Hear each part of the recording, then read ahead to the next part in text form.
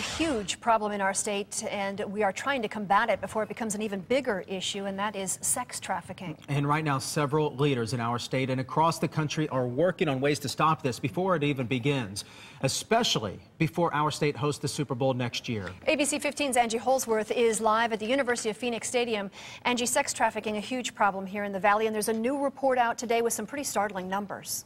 Yeah, and that study, I actually just tweeted out. We put that on abc15.com for some of our viewers to check out here. And, it really does start showing the link. And what it did is it looked at the current Super Bowl that we just had, and it kind of made those correlations. Now, let me give you some idea, because they were able to actually make several arrests. They were able to identify some even known sex trafficking websites and ads so that they were able to kind of crack down on some of that. But this study has actually been done by the McCain Institute at ASU researchers, and let me break down just some of the key points here.